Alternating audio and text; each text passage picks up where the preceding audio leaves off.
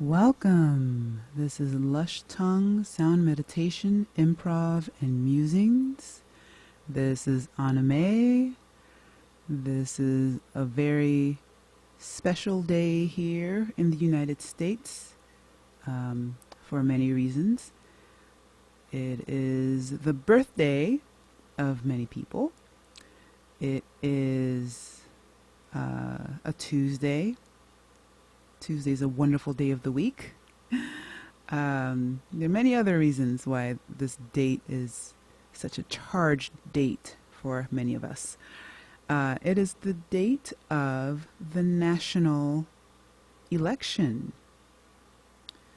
And there are a lot of charged emotions around this day. More charged than anything I've ever experienced on an election day before. And so, what an auspicious day to share a meditation.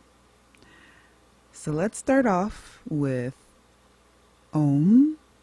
Om is the sound of universal consciousness, where time is one and life cycles are all part of one grand unified field expressed through sound. So let's express it together in unison, in harmony, or you can create your own improvised melody, or you can do some combination of all three. Here we go.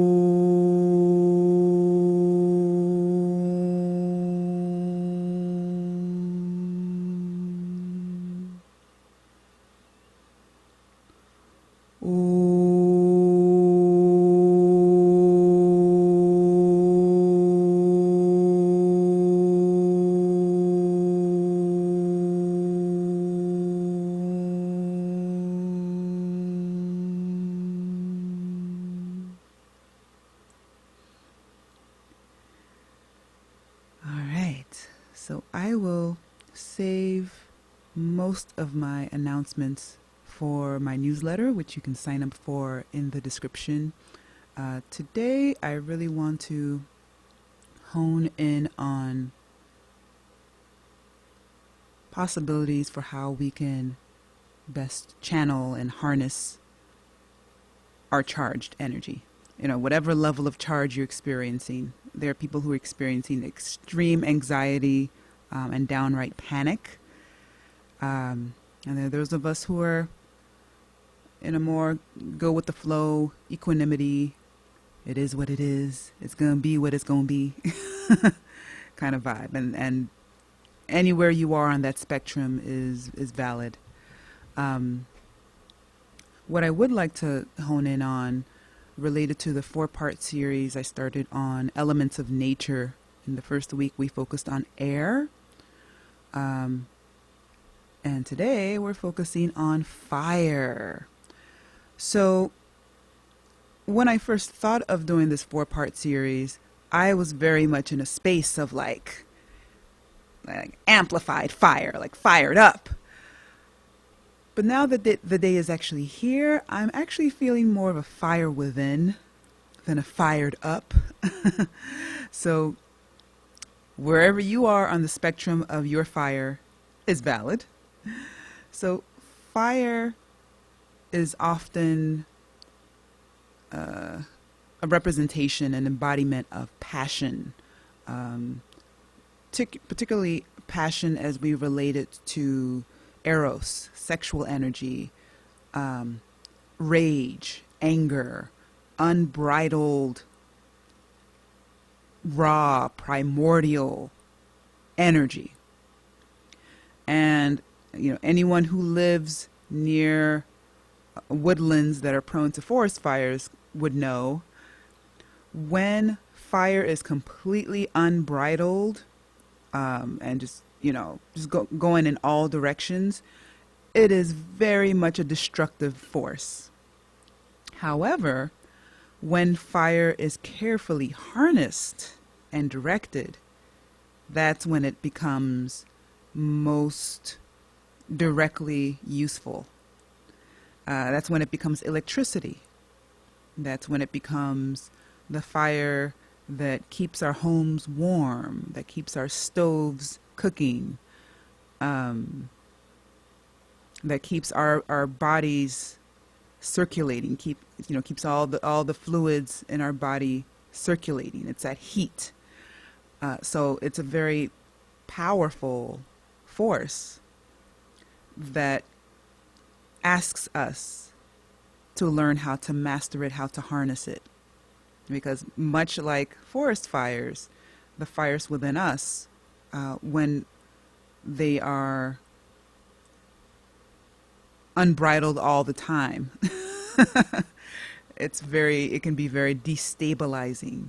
It can be very, it can have you feeling constantly on edge and emotionally dysregulated. So fire very much depends on the other elements around it to help it alchemize into the forms that are most useful and valuable for humans, which also includes moments of unbridled expression. That is very important as well. When I think about particularly young boys going through initiation from boyhood to adolescence, to manhood,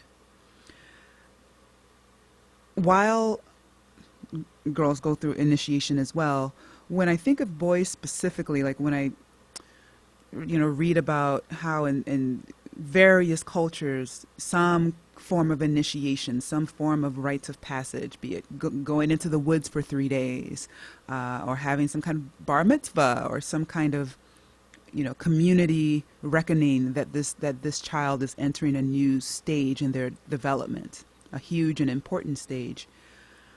It makes me think of fire because of the way in which boys are,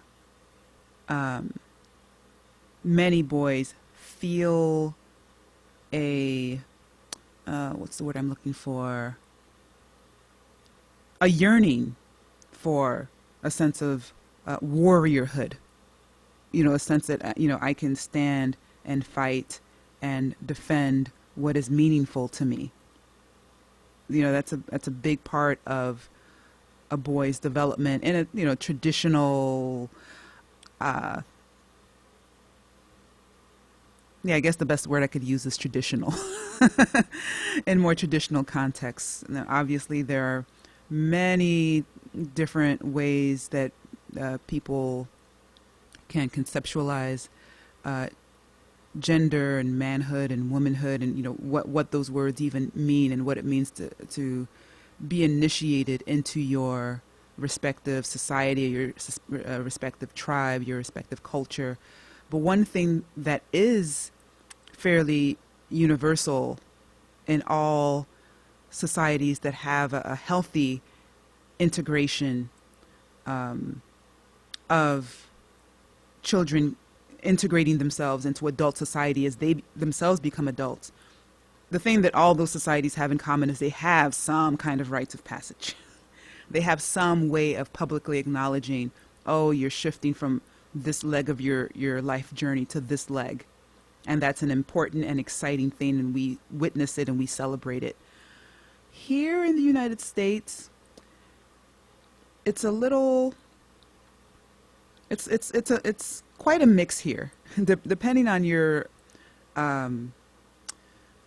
on how you relate to heritage. Um, like if you have a birth culture that is very much into some kind of rites of passage, a quinceanera, for example, that's one for girls. Um, that can determine how the sense of belonging that that child has, relative to that culture. And there are so many cultures within the United States where that clear line in the sand of, oh, now you're stepping into adulthood, that rites of passage, that public acknowledgement, or that acknowledgement within your family system, within your community, it just doesn't exist. And as a teacher, as someone who's been teaching youth for the past 22 years now, oh my gosh, I see the effects of that. I see the difference it makes when you have a child whose various stages of development are celebrated versus a child whose stages of development are not recognized or celebrated. So I say all that to say, as it relates to fire specifically, fire represents a type of initiation, going through the fire, going through, facing that thing that we are most afraid of, facing that thing that we fear has the power to destroy us, and actually coming out on the other side of it. That's what an initiation is, to get to the next level. And I see a lot of, dare I say, misdirected fire in our society. There's so much more I could say about that, but I want to keep this episode relatively short. So as it relates to our voices, I think it's really important that we be mindful of how we direct our fire and to what end. And so with that, let's do a breath of fire. Now, those of you who are familiar with Kundalini Yoga, you may be familiar with this breathing technique where you sit nice and tall, or you could stand. But either way, you are nice and tall. You feel the full length of your spine. And just take a moment and take a deep breath right now. Feel your lungs expand from your back. Now, the breath of fire is where you take your belly button, you take your navel, and you squeeze it, you pump it inward toward your spine. And at the same time, you are inhaling and exhaling through your nose, through your nostrils, swiftly. So it's like a fast pumping kind of breath where you have equal emphasis between the inhale and the exhale. So it sounds like this.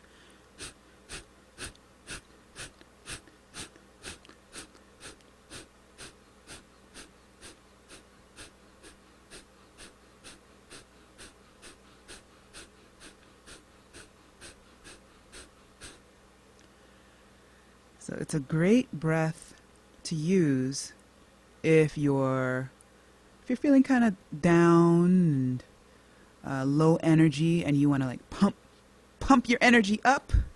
That's a way to bring up the fire. Conversely, if your energy is very kind of up and spazzy and filled with anxiety, and you want to like harness it and focus it, not necessarily bring your energy down, but you just want to focus it, this can also be a good breath for that. So let's do it together.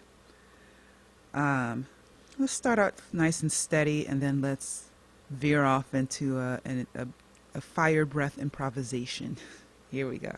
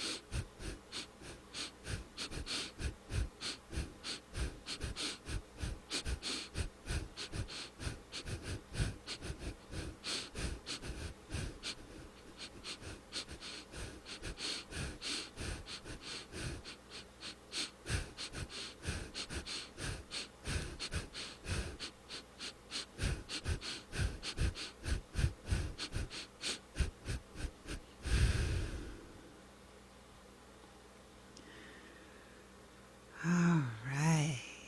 So that is the breath of fire. Before we close out with an Om, ask yourself a few questions. What are you being initiated into at this particular moment in your life?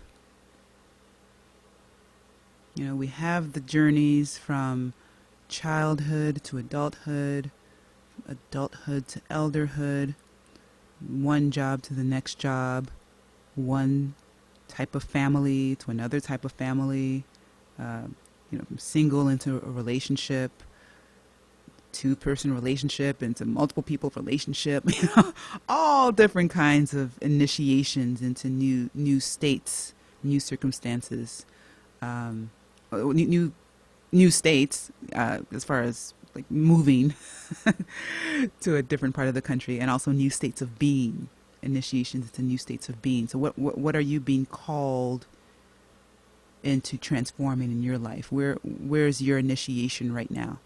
What is the new state that you are growing into? So that's something for you to ponder. And also, as I mentioned, if you would like to join my newsletter, you can do so with the link in the description. And if you'd like to make a contribution, you can do so through the links in the description. Venmo, Cashapp, PayPal. And let's close out with our Ohms. In unison, in harmony, all coming together improvisationally. Here we go.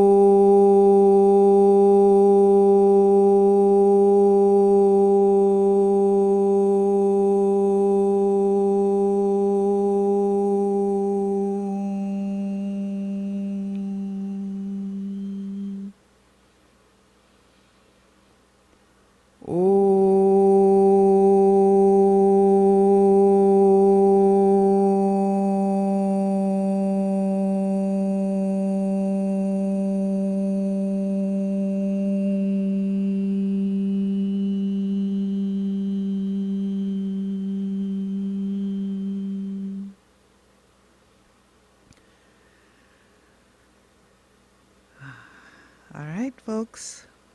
whatever happens today, whatever happens between now and the inauguration in January, know that we're all good and we have the power within us to create the world that we want to see. And I'll leave you with that.